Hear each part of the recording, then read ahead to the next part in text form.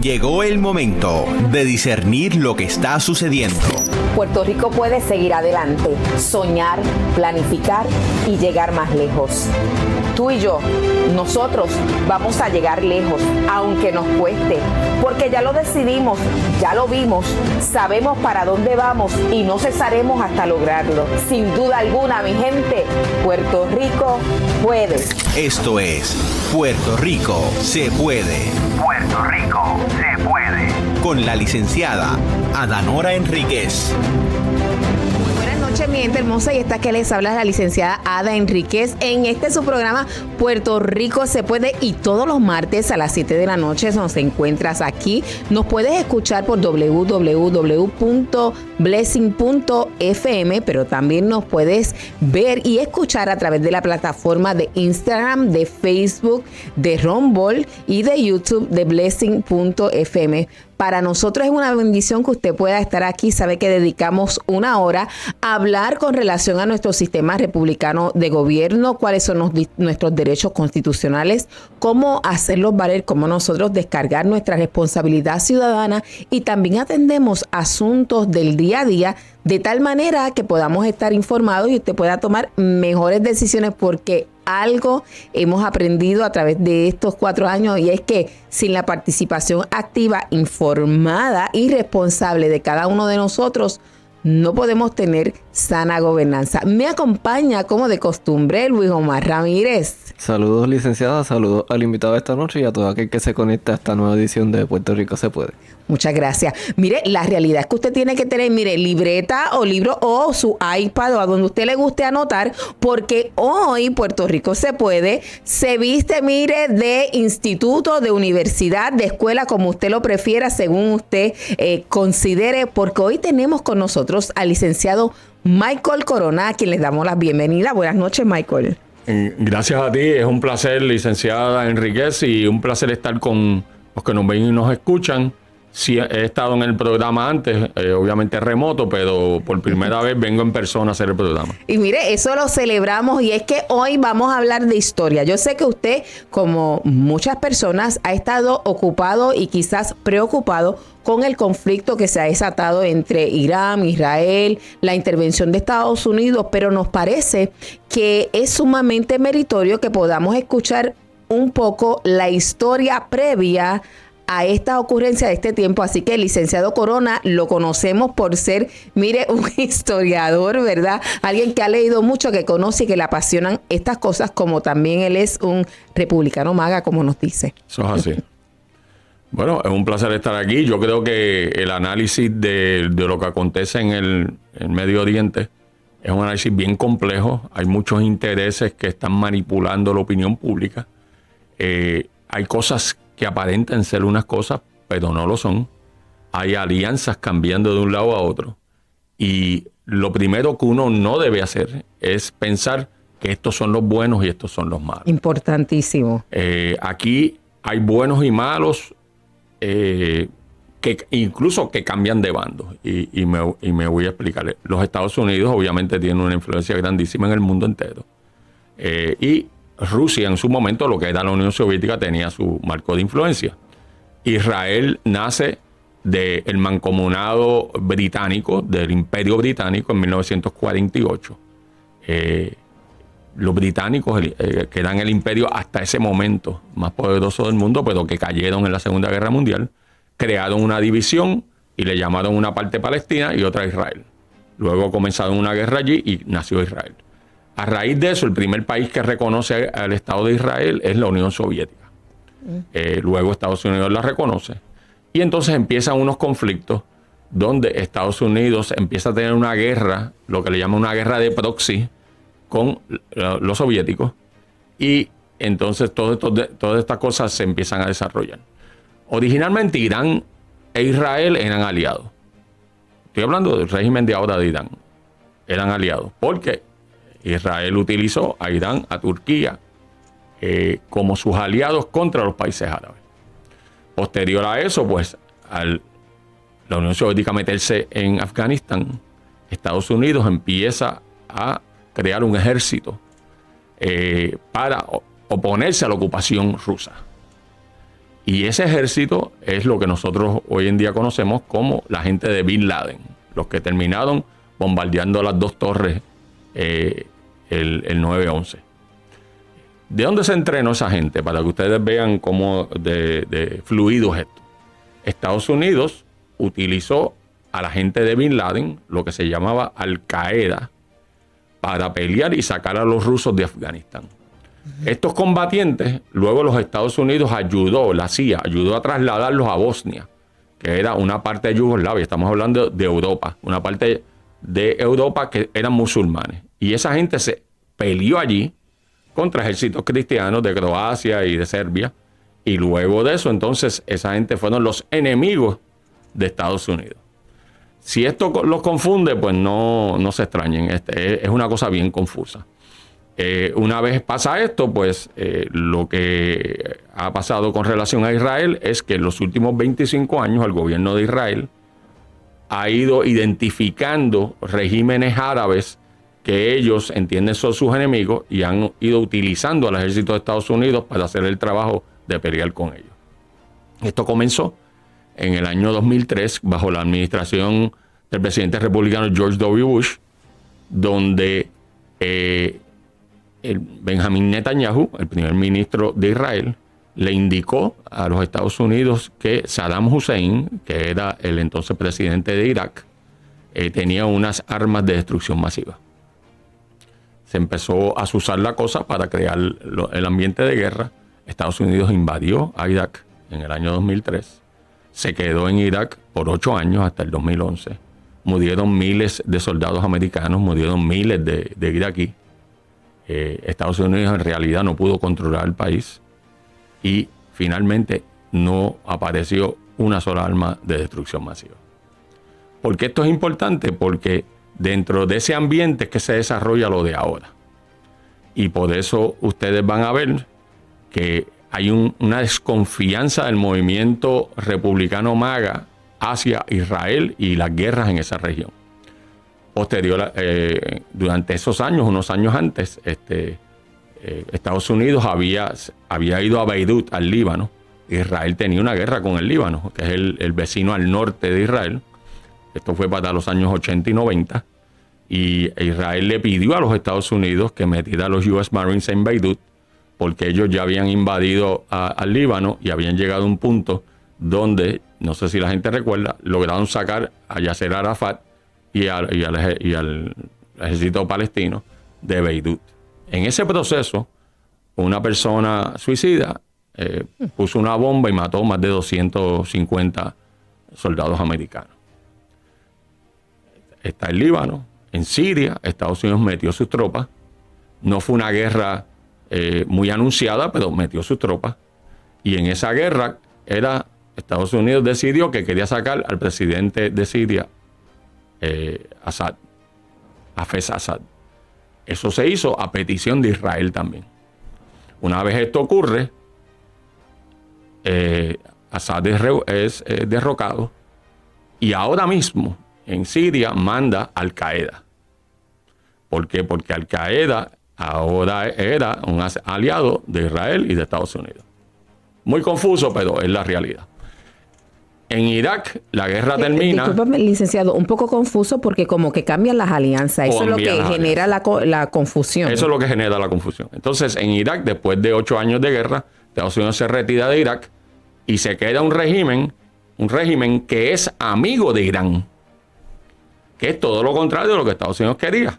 Pero Estados Unidos se mete en una guerra por una equivocación y entonces eso es lo que sucede. Estados Unidos se mete en Afganistán, también estimulado por el gobierno israelí. Lleva una guerra cruenta en Afganistán. La guerra era para sacar al Talibán. Estados Unidos se retira de Afganistán sin éxito ninguno. Y adivinen quién está mandando en Afganistán hoy en día. Pues el Talibán. Les hago todas estas reseñas porque Estados Unidos se metió, ayudó a derrocar a Muammar Gaddafi en Libia.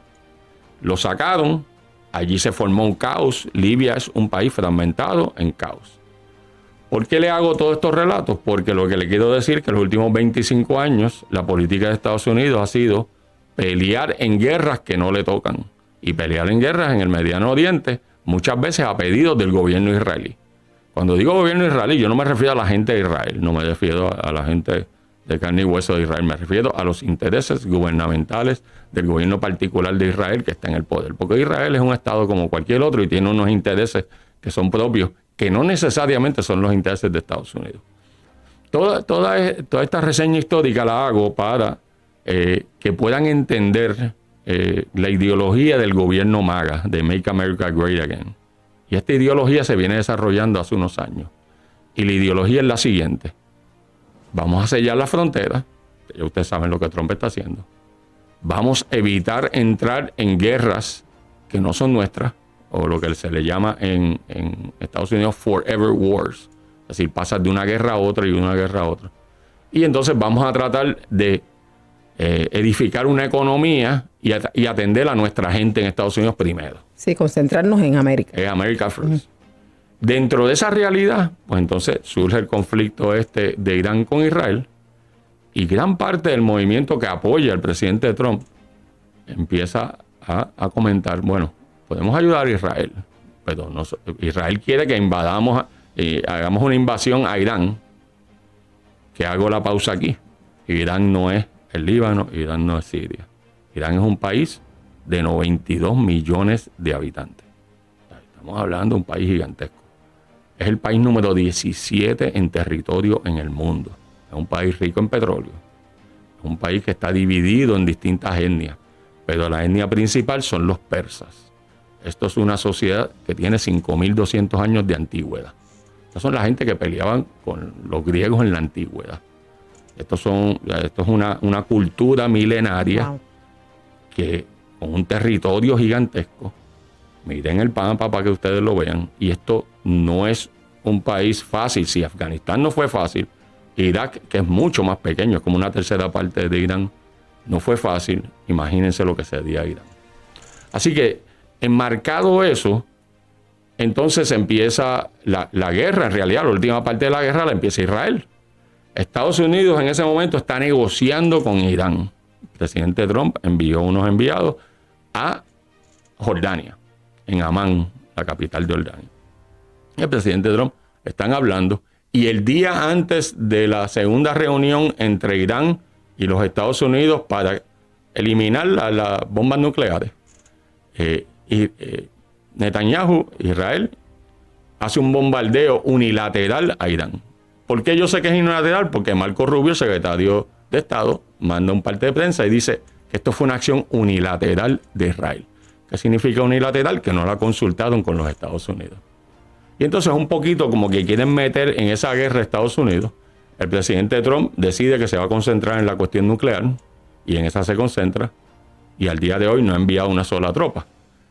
Lo que crea una insatisfacción con el gobierno de Benjamín Netanyahu, que quería que Estados Unidos, igual que se metió en Siria, en Irak, que se metió, usó tropas en Libia, Afganistán, pues que se metiera en esta guerra. Pero ya la situación histórica ha cambiado, y la base de apoyo de Donald Trump repudia que Estados Unidos meta tropas allí. Y lo que hizo Estados Unidos, bombardear lo que ellos entendían que eran instalaciones nucleares, que yo creo que no existían, porque cuando la bombardearon no hubo un tipo de holocausto nuclear, así que no creo que había nada allí. Como cuestión de hecho, Irán dijo que no había muerto una sola persona en el bombardeo, quiere decir que no había nadie en las instalaciones. Pues entonces, esa fue la acción limitada de Estados Unidos. Ayer el presidente Trump anuncia un cese al fuego de las dos partes, lo pone en términos de horas. Estados Unidos está hablando con las dos partes, el gobierno de Irán, el gobierno de Israel.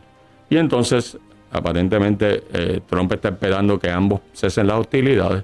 Y esta mañana sale un presidente de Trump iracundo, molesto, diciéndole a Israel que no le gustó eso, que estuvieran bombardeando, intensificando los bombardeos anoche.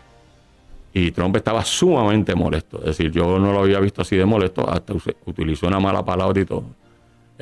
Porque Israel seguía bombardeando. Quiere decir que tenemos dos regímenes, el de Irán y el de Israel, que quieren guerrear, y tenemos un presidente de los Estados Unidos que no quiere una guerra. Entonces, si usted traslada eso a las otras guerras, pues entonces está la guerra de Ucrania con Rusia. Y el presidente Trump no quiere meterse en esa guerra tampoco. Ni quiere financiarla, ni quiere apoyarla, ni nada. Él quiere detenerla. Y entonces el trabajo de hacer la paz es más difícil que el trabajo de hacer la guerra. La guerra es más fácil. La gente, usted los levanta con cuestiones emotivas y odio hacia la otra parte. La otra parte deja ser humana. Y usted entonces, después que los convierte en no humanos, entonces es más fácil para usted empezar a tirarle bombas y masacrarlos. Y la parte de hacer la paz, pues es una parte mucho más difícil, porque requiere que uno piense, que uno considere que quizás esa gente se va a afectar. Y entonces esto de convertirle un país en un diablo y el otro en un santo, pues obviamente es una ilusión, porque en todos los países hay gente buena y hay gente mala. Así que en eso estamos ahora mismo. En cuanto a Ucrania y Rusia, que no se habla mucho, básicamente la clave de todo eso, y que mucha gente no comenta, es que esta guerra comienza porque Rusia, por más de 30 años, le ha dicho a los Estados Unidos y a la OTAN, que es la alianza de Estados Unidos en Europa, que ellos se oponen a que la OTAN tenga miembros de estados que hagan frontera con Rusia. Yes. Y en 1990 los Estados Unidos se comprometió con la entonces Unión Soviética, con Mikhail Gorbachev, que iban a unificar a Alemania, pero que la OTAN no iba a pasar, las tropas de la OTAN no iban a pasar a Alemania Oriental, que entonces era un estado pro-soviético, sino que se iban a quedar donde estaban. El presidente Bush, H.W. Bush, el primer Bush, y Bill Clinton empezaron a expandir a la OTAN hacia Oriente. Y trajeron allá a Polonia, trajeron a Checoslovaquia, y entonces empezaron a acercarse a la frontera con Rusia. La Unión Soviética se disuelve en 1991, pero siguen acercándose. Y donde tira la raya el liderato ruso, Boris Yeltsin, hasta el día de hoy Putin, es que Ucrania no puede ser de la OTAN. Ahí entonces la administración Biden envía a Kamala Harris a Europa y le dice: vamos a admitir a Ucrania a la OTAN. ¿Qué pasó a raíz de eso? Ahí viene la primera invasión rusa de una guerra que comenzó en el 2014, eso fue en 2022, una guerra que empezó en 2014, cuando la CIA y Estados Unidos derroca un gobierno en Ucrania que decía que quería ser neutral, que no se iba a meter a la OTAN, tampoco iba a estar en contra de Rusia, y ese gobierno fue derrocado por la administración de Barack Obama para crear el ambiente para esa guerra. ¿Cómo se acaba esa guerra? Pues hay que sentar a las partes y decirle: bueno, estamos de acuerdo que no vamos a dejar a Ucrania en la OTAN, no hay problema con eso. Y las partes de Rusia que tienen que ver con Crimea se van a quedar en manos rusas, y de allí entonces se va a desarrollar Ucrania. Lo que pasa es que hay intereses en Europa y intereses en Estados Unidos que quieren esa guerra siga. Porque lo que tienen que entender los amigos es que hay un sector dentro del establishment demócrata y republicano que vive de la guerra, que vive de vender las armas. Exacto, que vive de la destrucción, que vive de la inestabilidad. Y esos guerreristas son los enemigos de Donald Trump. Así que si ustedes ven estas cosas corriendo y parece una cuestión confusa, la realidad es que aquí es una guerra no necesariamente entre la izquierda y la derecha, una guerra entre los que quieren la paz y resolver las cosas y el desarrollo económico, y los que quieren la destrucción y la división. Y en esas circunstancias, si usted las ve así, usted podrá entender mucho lo que está pasando en el mundo, pero obviamente los medios no quieren que nosotros lo entendamos, y por lo tanto hacen la caricatura de que esto es los malos contra los buenos, cuando en realidad, de lo que yo le he explicado, es mucho más complejo que eso. Sí, es sumamente complejo esos asuntos políticos y de intereses particulares. ¿En qué medida Puerto Rico puede verse afectado por este conflicto? Bueno, Puerto Rico, que es Estados Unidos, anyway. Puerto Rico es Estados Unidos, y además Puerto Rico tiene una gran parte de su juventud en las Fuerzas Armadas de los Estados Unidos. Lo tiene porque las Fuerzas Armadas de los Estados Unidos dan unas ventajas al puertorriqueño, la han dado por muchísimo tiempo. Y el puertorriqueño, por generaciones, ha participado del ejército de los Estados Unidos, desde la Primera Guerra Mundial en 1916. Así que hemos estado más de un siglo en las Fuerzas Armadas de Estados Unidos. Muchos puertorriqueños han muerto, ha derramado sangre por los distintos conflictos en que Estados Unidos ha estado. Muchos conocemos veteranos de Vietnam, de Corea, no tanto los de Primera Guerra Mundial, porque ya ha pasado más de un siglo, pero un piloto boricua murió en Libia. Estuve mencionando a Libia. Cuando Gaddafi es bombardeado y sacado, y el presidente de Libia sufre una muerte horrorífica, donde es atacado y despedazado en las calles literalmente, y luego de eso el país se convierte en un caos, que todavía lo es.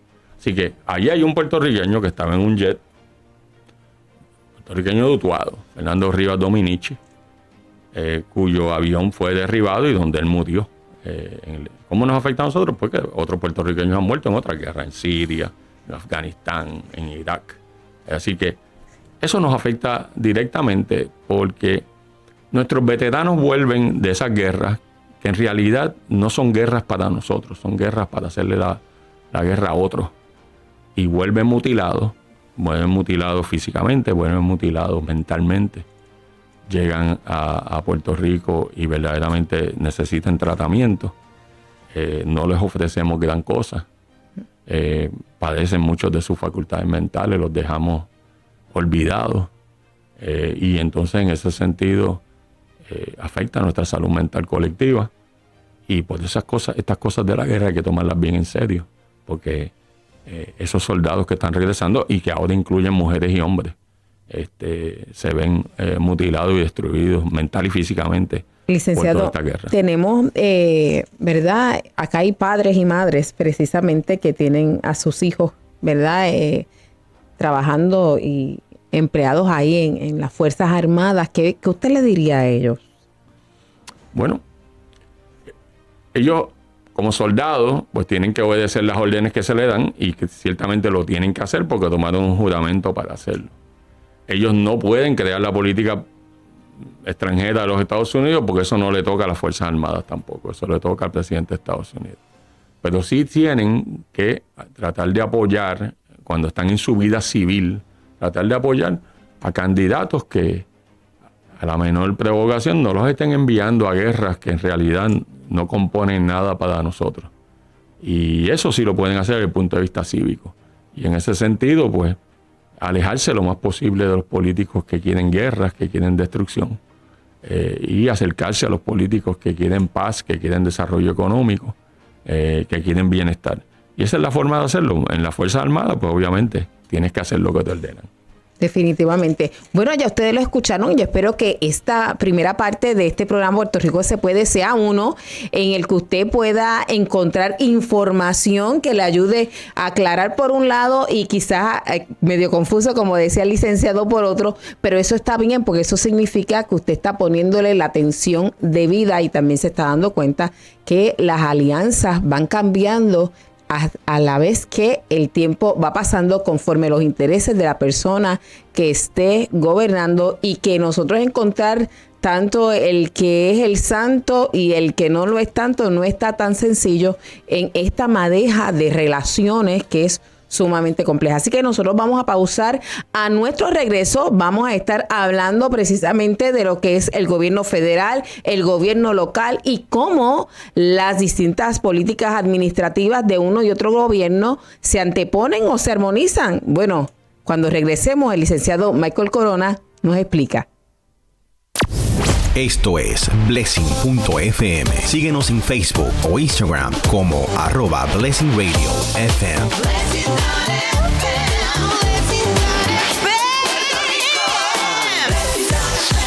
Palabra y música que trasciende. ¿Eres aficionado al surf, voleibol o skateboard y buscas ropa con un toque moderno y un mensaje centrado en Cristo? Bright Clothing es el lugar ideal para ti. Visita nuestro sitio web en www.brightclothing.net y descubre la prenda que brilla especialmente para ti.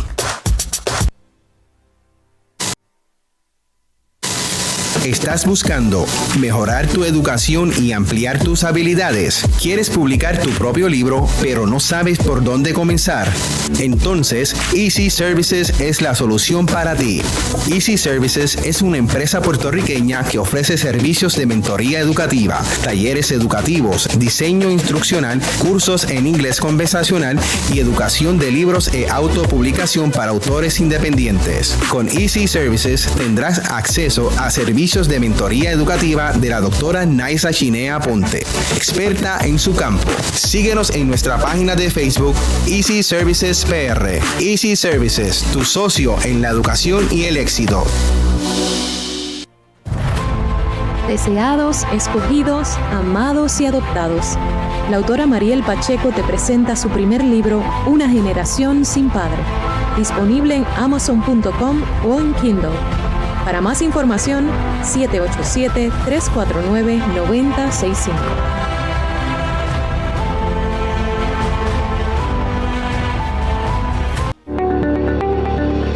¿Te gusta leer? Te recomiendo A Morir, Afírmate, Una Iglesia Diferente, La Poda Divina, Parada en la Línea de Fuego. Adquiérelos por Amazon.com o Kindle. También puedes llamar al 787-605-3603. Mamis, es tiempo de combinarte con tu princesa.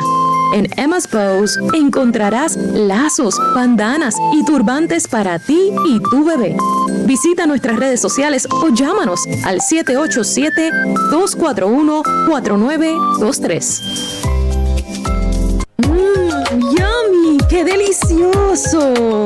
En Glorious Creations and More saborearás ricos postres, bizcochos regulares, keto, sugar y gluten free para toda ocasión. Llámanos al 939-332-9972 o accede a nuestras redes sociales. ¿Te gusta leer? Te recomiendo A Morir, Afírmate, Una Iglesia Diferente, La Poda Divina, Parada en la Línea de Fuego. Adquiérelos por Amazon.com o Kindle. También puedes llamar al 787-605-3603. Esto es Blessing.fm. Síguenos en Facebook o Instagram como @BlessingRadioFM.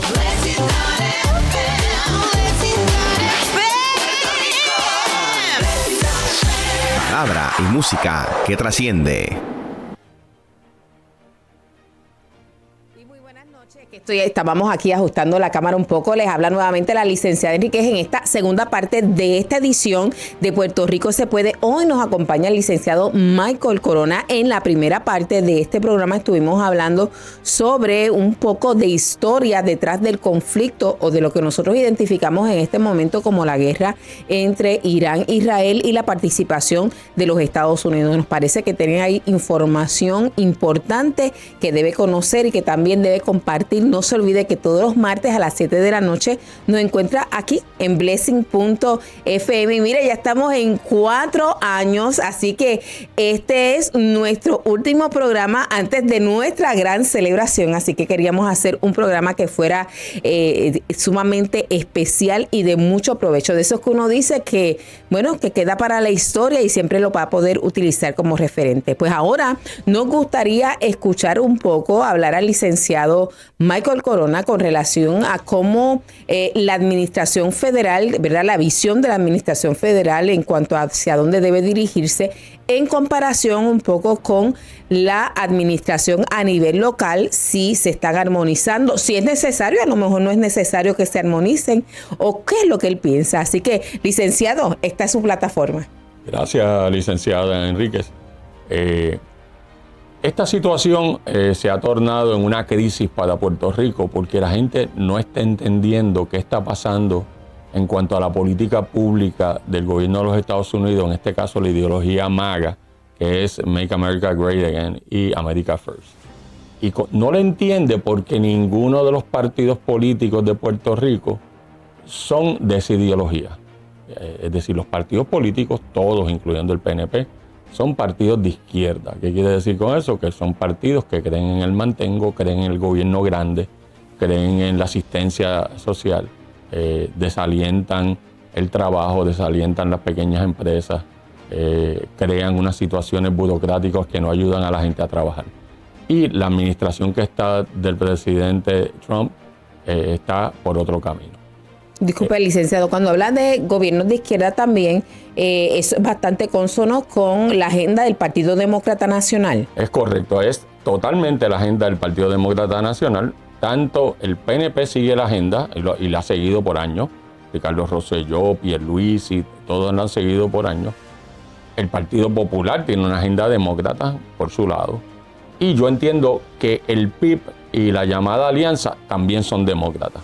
Lo que pasa es que ellos lo esconden como que ellos no lo son, pero en los Estados Unidos, donde están los seguidores del PIB, ellos se alían con el Partido Demócrata. Tanto así que la candidata a comisionado residente por la alianza, la licenciada Rivera Lacén, dijo que si ella ganaba, ya no ganó, ella iba a ser parte de la delegación demócrata. Así que, aunque en Puerto Rico aparece que son enemigos unos de otros, y volvemos a las apariencias de la política, en Puerto Rico hay una alianza entre todos los partidos con una agenda demócrata de izquierda, de todos. Aunque ellos dicen que unos son estadistas y otros que en la independencia, en realidad todos tienen la misma ideología. Esa es mi opinión. Entonces, él se lo mencionó porque, por ejemplo, antes de adentrarnos, ¿verdad?, en el tema de cuál es la plataforma o la política que quiere implementar la administración de turno federal y cómo afecta eso o no a Puerto Rico.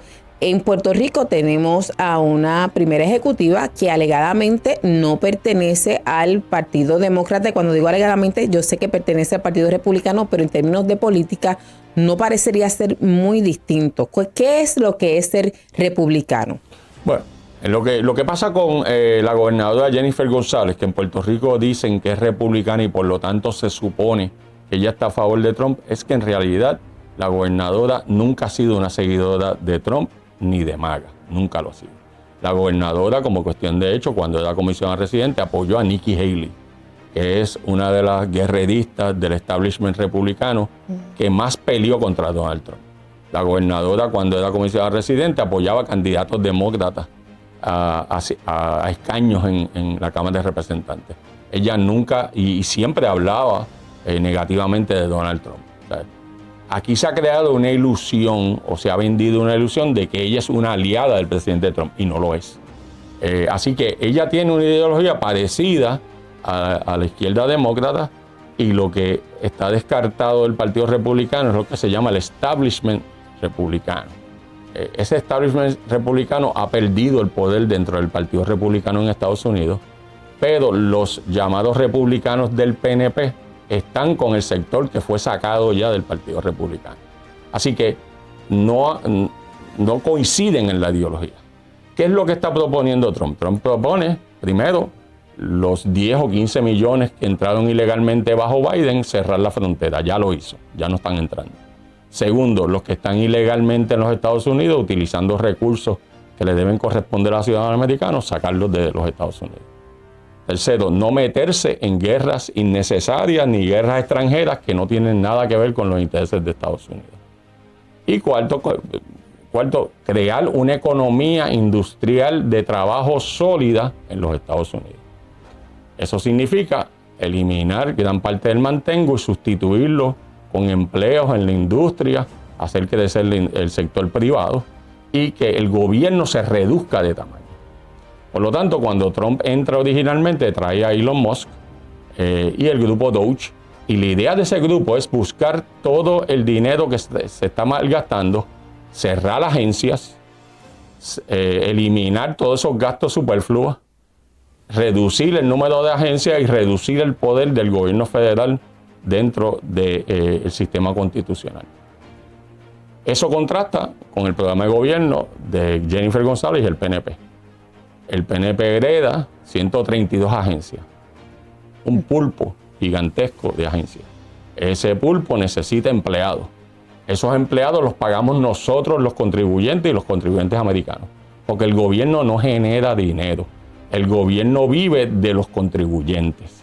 Si usted dice, pues dinero público, o el gobierno tiene dinero. Sí, que lo pague el gobierno, Eso lo pagó el gobierno, no. Eso lo está pagando usted, si usted paga las contribuciones sobre ingresos. Y si usted paga el IBU, todos los días usted sale a pagar el IBU, Usted paga el crimen, usted paga la vampirita cuando le echa gasolina a su carro. Todo ese dinero lo está dando usted para mantener el gobierno. Y el gobierno de Puerto Rico emplea casi 4 de cada 10 empleados. Eso es insostenible bajo el sistema que está lanzando Donald Trump. El sistema que está lanzando Donald Trump, igual que está haciendo el gobierno federal, en Puerto Rico hay que reducir las agencias. Ningún partido en Puerto Rico quiere reducir las agencias. Hay que reducir el número de empleados, tampoco quieren reducirlo. Hay que reducir todos estos reglamentos absurdos. Hay reglamentos por ahí que usted para cortar una rama de su árbol necesita un permiso del gobierno y pagarle unos derechos. Usted no puede lavar su carro frente a su casa. Todas estas cosas absurdas que el gobierno de Puerto Rico se mete en todo y que los medios mayoritariamente quieren que el gobierno esté metido en todo, resolviendo todo, es lo que está creando este caos. Así que no hay la base económica para sostener un gobierno de 132 agencias con corporaciones públicas, corporaciones municipales, sistemas de retiro. Y esa es la crisis que ustedes están viendo ahora. No se puede pagar el sistema de retiro, no hay dinero para eso. No hay dinero para las corporaciones municipales, no hay dinero para la Autoridad de Energía Eléctrica. No lo hay porque sencillamente creamos un monstruo basándonos en unas administraciones que se dedicaban a hacer crecer el gobierno federal. Y eso se acabó ya. ¿Qué es lo que viene ahora? Pues el gobierno de Trump quiere enfatizar no en paneles solares, quiere enfatizar en petróleo, energía nuclear, gas natural y ese tipo de combustible. Por lo tanto, usted no puede basar su sistema energético en paneles solares. ¿Por qué? Porque Trump entiende que los paneles solares se hacen en China y que no ayudan a la economía de Estados Unidos y esa energía no es eficiente. Entonces usted tiene que hacer la transición, porque aunque a usted no le guste esa política, la mitad del dinero que usa el gobierno para mantenerse en 46% viene del gobierno federal, del contribuyente americano, en otras palabras. Así que yo no veo, por lo menos ahora, yo no he visto ni un movimiento de parte de la administración de la gobernadora que esté dirigido a reducir el gobierno, eliminar reglamentación, eliminar distintas agencias que son innecesarias, reducir la plantilla de empleados. Nadie está hablando de eso en la política puertorriqueña. Y entonces sencillamente se cree que con usted manipular de que no le gusta Luma o que si genera también es una empresa que no es simpática, pues con ese juego entretienen a la gente cuando en realidad lo que deben estar haciendo es reduciendo la plantilla de gobierno y atrayendo las industrias que el presidente Trump quiere traer con los aranceles. Los aranceles no son otra cosa que usted hace más caro un producto que está hecho fuera de Estados Unidos. Y el producto de los Estados Unidos se vuelve más competitivo. ¿Por qué? Porque el precio es parecido al producto extranjero. Y la idea es que usted compre el producto hecho en Estados Unidos o hecho en Puerto Rico. Y no compre el producto hecho en México, en Canadá, en otros sitios. Así que, aún así, Puerto Rico tiene una oportunidad de oro porque Puerto Rico las corporaciones no rinden las contribuciones que rinden en Estados Unidos. Por lo tanto, Puerto Rico es atractivo para llenar a Puerto Rico de industria, de comercio, darle empleo a la gente. Ahora, hay gente que no quiere eso y los partidos políticos no lo quieren. ¿Por qué? Porque una persona que no depende del gobierno para su comida, que no depende del gobierno para su teléfono celular, que no depende de su gobierno, no se puede controlar. Esa persona va a pensar por sí mismo. Entonces el gobierno de Puerto Rico, cada vez que hay un sector de pequeños negocios, lo destruye. Le mete reglamentación, le meten multas, caen allí un ejército de burócratas a cerrar los negocios, a pedir permisos, porque si usted independiza a la gente del gobierno, entonces esa gente no va a ser obediente ni leal a ese gobierno. Así que esto es una cuestión ideológica que no tiene nada que ver con el estatus. Porque créame, mi opinión, ni el PNP está haciendo gestiones para hacer Puerto Rico un estado, ni el PIB está haciendo gestiones para convertir a Puerto Rico en una república, ni el Partido Popular, obviamente, mucho menos. Todos es una guerra por controlar el presupuesto y repartir el bacalao. No, y de hecho, si se resolviera el estatus, entonces ellos carecen de razón de ser. Claro. Tendríamos que tener, ¿verdad?, partidos nuevos orientados simplemente a la administración, que es lo que tenemos de frente. Entonces, considerando que básicamente la mitad del presupuesto para la operación de la administración local viene de fondos federales unilaterales, es decir, que nosotros aquí no contribuimos, ¿verdad?, a esos impuestos que están generando esos recursos para poder operar el gobierno local. Entonces Puerto Rico no puede abstraerse o ignorar o olvidarse de esta política o esta visión administrativa del gobierno federal, porque obviamente van a seguir a los fondos, ¿verdad?, que son asignados.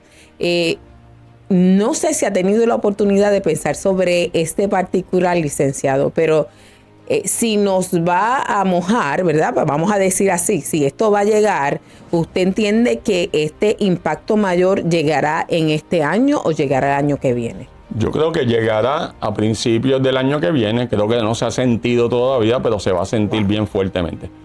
Póngase a pensar, ¿verdad, licenciada? ¿Cuánto se depende en Puerto Rico de los fondos del contribuyente americano desde que las personas nacen? Los hospitales donde nace la gente están subsidiados por el gobierno federal. Los planes de la reforma, que es lo que aplica a las personas de escasos recursos en Puerto Rico, están subsidiados por Medicaid, que es un programa federal. Cuando el niño nace, mucha gente, el que no tiene recursos, tiene que recurrir al WIC para poder tener la comida para el bebé, la leche, ese tipo de cosas. Cuando el niño nace un poquito, que crece un poquito, usted lo mete en Head Start. Para cuando es preescolar. Cuando el niño se va para la escuela, usted lo pasa a una escuela pública cuyos comedores escolares, la comida que viene es del Departamento de Agricultura Federal.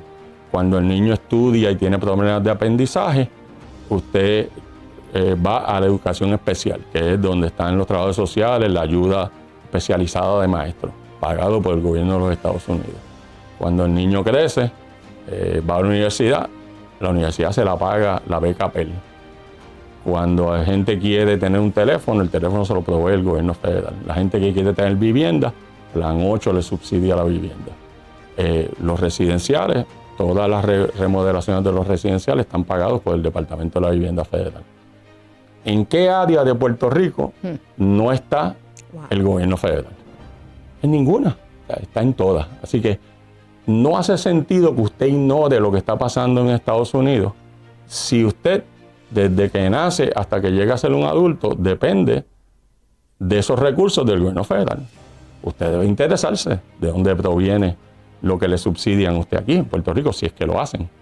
Y entonces cuando usted quiere independizarse de eso y no depender del gobierno federal, pues entonces el gobierno de Puerto Rico se encarga de ponerle impuestos, reglamentos, cortapisas, es decir, todos los posibles obstáculos para que usted no tenga su negocio propio, no pueda operar solo sin el gobierno, y le pone tantos impuestos. Pues yo creo que Puerto Rico es el lugar que más impuestos se pone. Aquí el IVU está en casi en 12%. Aquí la gasolina tiene tax. Aquí las contribuciones sobre ingresos son altísimas. Aquí todo, hasta las gomas le ponen un impuesto. Y entonces esa es la forma de usted desalentar a las personas que rompan con el gobierno. Y esto es una política consciente. O sea, esto no es un accidente. Esto es una política consciente que se hace a propósito. Y entonces dentro de toda esa realidad, pues entonces usted tiene que escoger si usted quiere seguir dependiendo del gobierno federal en todo, pues usted tiene que saber que mucho de eso se va a acabar ya mismo. Eso. O sea, usted tiene que saberlo para usted tomar las medidas. Y usted tiene que saber que debe, ¿verdad?, invertir sus fuerzas y energías en empleos que le dejen. Ahora mismo los empleos como de plomero, ¿verdad?, gente que hace construcción, lo que le llaman vocacionales, son muy atractivos hoy en día. El gobierno no se está enfocando hacia allá, porque ya esos son empleos bien remunerados. Pero sobre todo, el gobierno no está aprovechando los estímulos federales para crear empleo en Puerto Rico. Y eso, si sigue como va, y yo creo que va a seguir como va a crear una enorme crisis, yo entiendo, a principios del año que viene. Usted lo está escuchando aquí, mire, de primera mano en este programa de 24 de junio del 2025. Y usted debe, mire, tiene todavía 6 meses del resto del año para usted, no espera diciembre para ponerse a programar, sino que empieza ahora en verano, sí, ahora en el calor del verano, que todavía no está en invierno, a buscar alternativas, medidas, dónde es que tiene que ajustar, dónde es que puede invertir, etcétera, de tal manera que aunque al gobierno de Puerto Rico lo tome desprovisto porque simplemente siempre cree que lo van a seguir ayudando y que nunca va a llegar un día de un recorte significativo, pues usted está en mejor posición.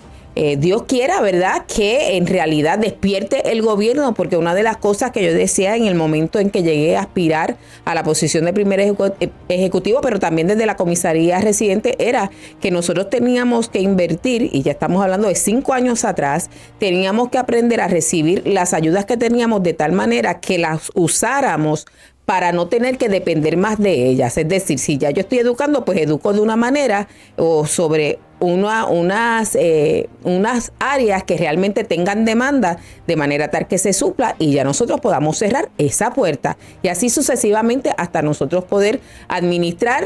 No tengo problema con que podamos recibir algún tipo de ayuda, pero no dependiendo totalmente de esa ayuda, porque nosotros somos partners, ¿verdad?, con el gobierno de los Estados Unidos. Y por eso es que yo digo que aquí coincido totalmente con el licenciado. A los líderes políticos no les interesa resolver el estatus, pero tampoco les interesa que salgamos de esta dependencia, quizás como nos decía el ingeniero Rodríguez en algún otro programa, porque en ese sentido ellos tienen el 66% del presupuesto ya está seguro y solamente el 33%, por lo tanto, en ese sentido no necesitan ni siquiera necesariamente al votante para mantenerse en la posición. Eso es fuerte, sí, licenciado. ¿Usted opina? Sí, licenciado, hay dos temas que me gustaría cubrir someramente. Claro. Educación primero. Si usted no lo sabe, el gobierno del presidente Trump va a eliminar y está en proceso de eliminar el Departamento de Educación Federal. ¿Qué significa eso? No significa que el gobierno federal no va a enviar dinero a Puerto Rico. El gobierno federal va a enviar, es todo lo contrario, el gobierno federal va a enviar dinero directamente al gobierno de Puerto Rico. Ya no va a haber intermediario. Y eso uno dice, pues si está bien administrado sería buenísimo. Pero el gobierno de Puerto Rico ya se ha probado que no sabe administrar los fondos de educación. El gobierno del presidente Trump tiene el siguiente enfoque. Ellos quieren estimular las escuelas charter, quieren estimular los vouchers de educación, es decir, darle dinero directamente al padre para que el padre escoja la escuela que quiere que sus hijos vayan. El gobierno de Puerto Rico tiene una ley de voucher, pero no la usa. Las escuelas charter son escuelas que pueden ser religiosas, que se le da un dinero federal para establecerse como escuelas y son escuelas que no son del gobierno. Pero la desprestigian, ¿verdad? Hay un discurso de desprestigio. Claro, porque es algo que le da una alternativa, especialmente a la comunidad cristiana, de poder establecer sus propias escuelas y educar la forma que el cristiano quiere educar a sus hijos. También está el homeschooling. Esos son los 3 enfoques del gobierno federal. ¿Usted ha oído a alguien en Puerto Rico hablando de eso en el Departamento de Educación? No, pero eso es lo que viene. Los vouchers, las escuelas charter, el homeschooling. Y las escuelas públicas que sobreviven son las que puedan competir dentro de ese ambiente. Eso en cuanto a educación. Y eso viene ya porque ya el gobierno federal va a eliminar el Departamento de Educación Federal.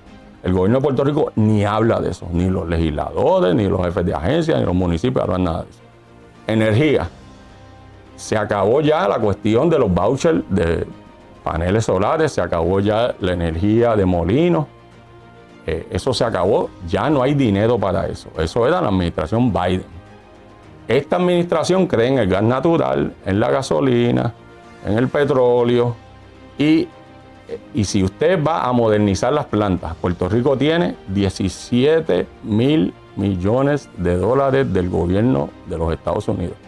17, como dicen por ahí, billones de dólares que no ha gastado. Y no, yo le voy a decir porque no lo ha gastado. No ha gastado porque el gobierno de Puerto Rico tiene 132 agencias y las 132 no participan, pero hay un grupo de agencias, 10 o 15, que tienen que dar los vistos buenos para hacer cualquier cosa en Puerto Rico. Wow. El problema de la burocracia está matando a Puerto Rico. Puerto Rico tiene que modernizar esas plantas, las tiene que convertir en gas natural, las tiene que convertir en plantas de carbón, porque ya el gobierno de los Estados Unidos estimula la construcción de plantas de carbón que no son contaminantes en este momento, y tiene que empezar su gasoducto. En Puerto Rico siempre se ha tumbado porque la izquierda siempre ha tumbado los planes de un gasoducto. Tiene que modernizar las plantas ya, porque si no lo hace y no gasta el dinero, el gobierno federal se lo va a retirar. Y nos vamos a quedar con esas plantas viejas sin modernizar. Esto es una situación para mí de emergencia. Y el gobierno de Puerto Rico no parece tratarla como una emergencia. Estamos ahora en la jugada de vamos a sacar a la compañía privada Luma o a Genera. Y yo le voy a decir una cosa, la Junta de Control Fiscal y el gobierno de Donald Trump no van a permitirle a Puerto Rico asumir control del sistema eléctrico. Ningún estado de los Estados Unidos, el gobierno controla el sistema eléctrico, ninguno. Y el gobierno de Trump no va a permitir lo que pretende hacer el gobierno de la gobernadora, de devolver esto a la Autoridad de Energía Eléctrica. Eso no va a pasar. Así que pueden atacar todo lo que quieran las compañías privadas, pero están en un estado de emergencia. Hay que saber lo que piensa el presidente Trump. El presidente Trump tiene una orden ejecutiva a favor del carbón, una orden ejecutiva a favor del petróleo y del gas natural. Y el gobierno de los Estados Unidos está en la campaña, como decía el presidente Trump, de drill, baby drill. Es decir, van a buscar petróleo donde sea que van a buscar gas natural. Y usted tiene que saber eso para usted dirigir su política pública de energía. Eso no se está viendo en ninguna parte. Así que todas estas cosas, en un momento dado, van a ser crisis. Y lo que va a ocurrir en Puerto Rico, se lo anticipo desde ahora, le van a echar toda la culpa a la administración. Bueno, la administración tiene parte de la culpa porque no ha hecho caso a lo que viene. Pero no es que la administración no sabe administrar, es que sencillamente no está mirando la política pública para hacerle el ajuste y va a pagar el precio por eso. Y entonces junto con ello lo vamos a pagar, ¿verdad? En Puerto Rico, todos los ciudadanos, ¿verdad? De alguna manera, porque, como mencionabas hace unos minutos atrás, los fondos federales pues nos acompañan desde el nacimiento, desde previo, porque hay un cuidado previo, prenatal también, me acordé de eso también, eso es cierto, que también hay unos fondos ahí. Sí, así que a lo largo de la vida familiar, de la manera que está esto ¿verdad? Encadenado, nos afecta. Así que yo quiero que usted pueda, sentarse con su familia, considerar esta información en tiempo, aunque está avanzando el tiempo, ya hemos perdido, ¿verdad? O uno puede decir, no dediqué los primeros 6 meses, pero es un buen momento para despertar, estar alerta y tomar medidas, organizarse. No espere que el gobierno lo haga por usted, no lo va a hacer porque no tiene una necesidad de hacerlo.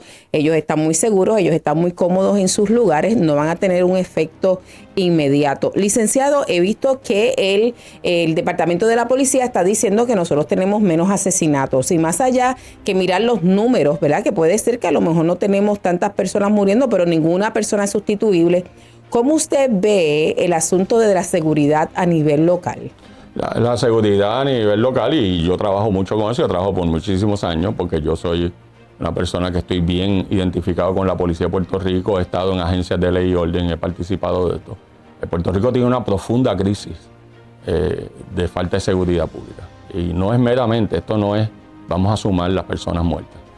Aquí hay un grave problema de salud mental, aquí hay un grave problema de violencia y no es violencia no solamente contra las mujeres, es violencia en general. Eso es. Contra la pareja, contra la familia, los niños, todo sí. Los ancianos, todo. Es un problema grave de salud mental que se puso más grave con la pandemia, donde el gobierno nos obligó a quedarnos encerrados en las casas sin trabajar. Y esa es la fórmula más mala para que una colectividad, un pueblo pierda su salud mental.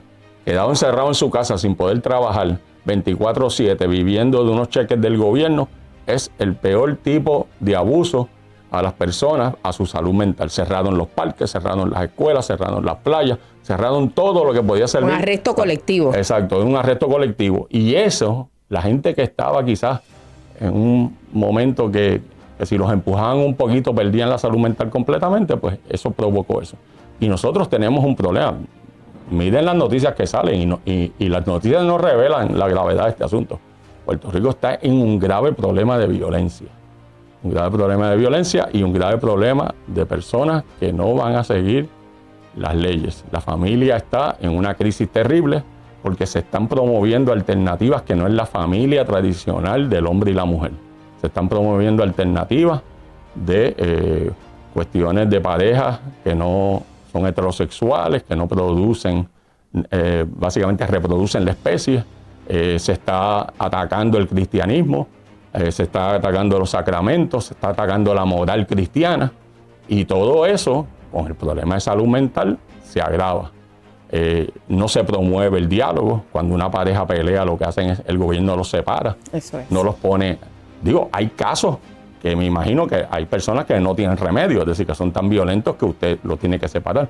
Pero yo creo que la mayoría de la gente, si usted le da una atención, un cariño, un pastor, un cura que puede intervenir, puede salvar esa familia. Y en estos momentos no estamos en esa. Así que el gobierno no es el peor que puede cuidar a sus hijos. El departamento de la familia, la agencia que usted quiera, jamás puede criar a los hijos como usted los puede criar. Y en esa base de esa crisis familiar que tenemos, se une a la crisis de salud mental, y francamente, esto está peor de lo que usted se cree que está. Y yo lo veo todos los días.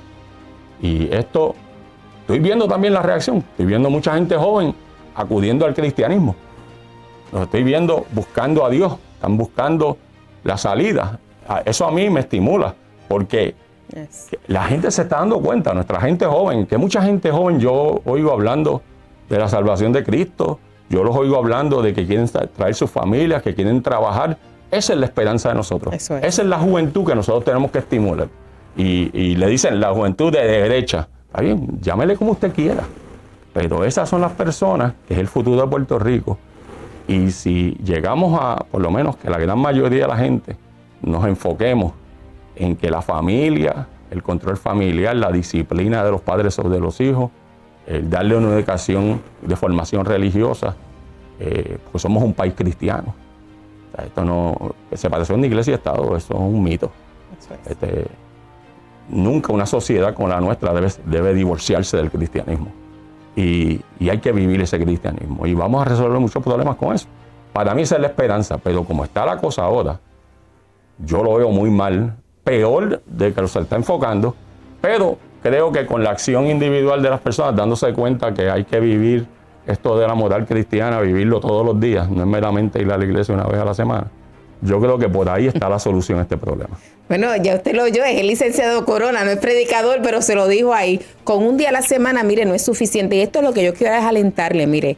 La familia es un diseño de Dios y por lo tanto el Creador es el que mejor nos puede enseñar cuál es ese modelo a seguir para la mujer, para el hombre, para el hijo, para el anciano, para el joven, para el niño. En fin, que es muy necesario que usted regrese porque nosotros somos alma, cuerpo y espíritu, y esa parte espiritual es necesario que la puedas nutrir, pero con la persona indicada, que es la persona del Dios Todopoderoso de nuestra Constitución. Licenciado, ha sido un placer tenerle aquí. Esperamos que se repita sus últimas palabras. Bueno, quiero desearle siempre lo mejor a la familia. Espero que esta pequeña charla los ayude a enfocarse en ciertas cosas.